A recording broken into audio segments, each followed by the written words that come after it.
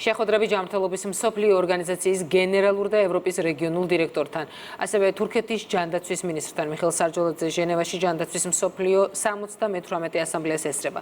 წარმომადგენლობით ფორუმზე საქართველოს მიერ მალარიისაგან თავისუფალი ქვეყნის სტატუსის მოსაპოვებლად გაწეული წარმატებული საქმიანობა, ასევე თამბაქოს კონტროლის მიზნით ჩატარებული ღონისძიებები აღნიშნეს. გივი კუჭავას სიუჟეტი. ქართული ჯანდაცვის სისტემის მორიგი აღიარება. საქართველოს ჯანმრთელობის მსოფლიო ასამბლეაზე მალარიისგან თავისუფალ ქვეყანად დასახელდა. მიხეილ სარჯოლაძე ჯანდაცვის მსოფლიო ორგანიზაციის გენერალურმა დირექტორმა დააჯილდოვა და საქართველოში ჯანდაცვის სფეროში გატარებულ მნიშვნელოვან რეფორმებზე ისაუბრა. გასულ წელს თამბაქოს სადა შეფუთვა შემოიღეს კოტ-დივუარმა, საქართველომ, ლაოსმა და ომანმა. დღეს ჩვენ ვცხოვრობთ დაავადებათა აღმოფხვრის ოქროს ეპოქაში.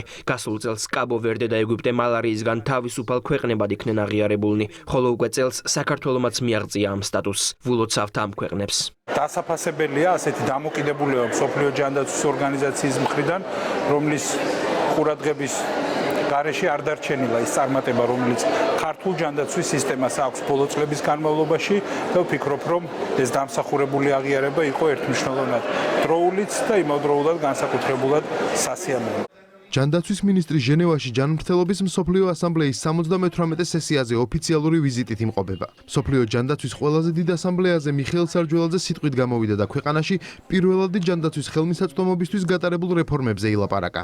ინიციატივების შედეგად მოვახდინეთ ქრონიკული დაავადებების მართვისა და ონკოლოგიურ მედიკამენტებზე წლიური ლიმიტის გაუქმება და გავაუმჯობესეთ მოქალაქეების ფინანსური დაცულობა. არც ერთი უფლება არ საჭიროებს თანაბარ ხელმისაწვდომობას ისე მწვავედ როგორც ჯანმრთელობის უფლება. ჯანმრთელობა არ უნდა იყოს პრივილეგია, ეს არის უფლება და ამ უფლებასთან ერთად მოდის სახელმწიფოს ვალდებულება დაიცვას ის. საქართველო რჩება პარტნიორობის გაძლიერების, საუკეთესო პრაქტიკის გაზიარებისა და გლობალური ჯანმრთელობის უსაფრთხოების გაძლიერების ერთგული.